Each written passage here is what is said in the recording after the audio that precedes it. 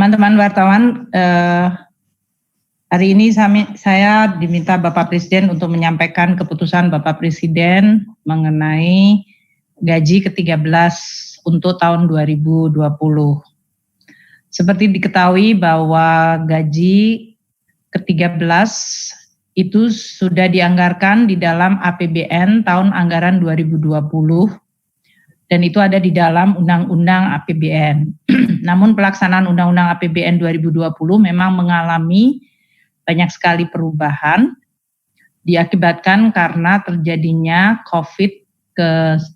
COVID-19 yang mempengaruhi sangat besar terhadap keseluruhan postur APBN, terutama di bidang belanja negara, di mana banyak sekali tambahan-tambahan anggaran yang muncul untuk penanganan COVID dan untuk pemberian bantuan sosial serta untuk pemulihan ekonomi. Sehingga pemerintah akan terus melakukan pengelolaan di dalam APBN agar betul-betul memang fokus bisa menangani COVID dan dampak-dampaknya terhadap sosial maupun ekonomi. Nah, untuk gaji ke-13 kita mempertimbangkan bahwa pada kuartal ketiga ini, yaitu sesudah terjadinya COVID dan kemudian dideklarasikan sebagai pandemik dan kemudian langkah-langkah PSBB yang dilakukan di berbagai daerah membuat keseluruhan perekonomian kita dan kegiatan-kegiatan baik dari sisi permintaan, konsumsi masyarakat, konsumsi dari ekspansi investasi dari perusahaan semuanya mengalami tekanan yang sangat dalam. Pemerintah menganggap bahwa pelaksanaan untuk gaji ke-13 sama seperti THR bisa dilakukan untuk bisa menjadi bagian dari stimulus ekonomi atau mendukung kemampuan dari masyarakat di dalam melaksanakan kegiatan-kegiatannya, terutama ini dikaitkan dengan tahun ajaran baru dan juga dalam kondisi di mana COVID mungkin meningkatkan beberapa belanja yang dilakukan oleh ASN, TNI, Polri, dan pensiunan. Sehingga pembayaran gaji ke-13 ini sekarang dilaksanakan sebagai bagian dari stimulus perekonomian kita. Nah, untuk kebijakan gaji dan pensiun ke-13 ini, kami melaksanakan dengan memperhatikan kebijakan THR yang sudah dilakukan pada bulan Mei yang lalu, yaitu tidak diberikan kepada pejabat negara, pejabat eselon 1 dan pejabat eselon 2 dan pejabat setingkat mereka.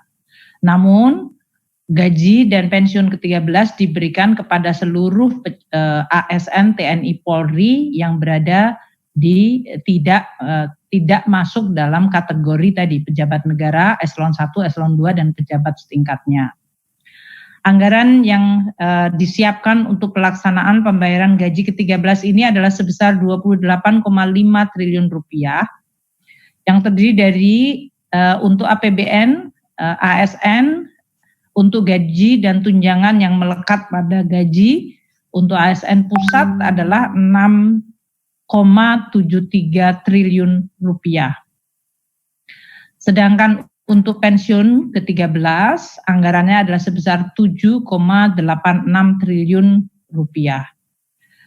Untuk pembayaran ASN daerah melalui APBD adalah sebesar 13,89 triliun rupiah. Sehingga total untuk pembayaran gaji ke-13 ini adalah 28,5 triliun rupiah.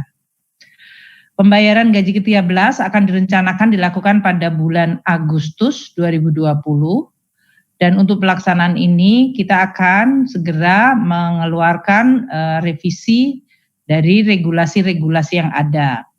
Pemberian gaji ke-13 adalah didasarkan pada peraturan pemerintah nomor 35 2019 tentang perubahan ketiga atas PP 19 tahun 2006 tentang pemberian gaji, pensiun, dan tunjangan ke-13 untuk pegawai negeri sipil, prajurit, dan tunjangan prajurit TNI dan anggota Polri serta pejabat negara dan penerima pensiun atau tunjangan.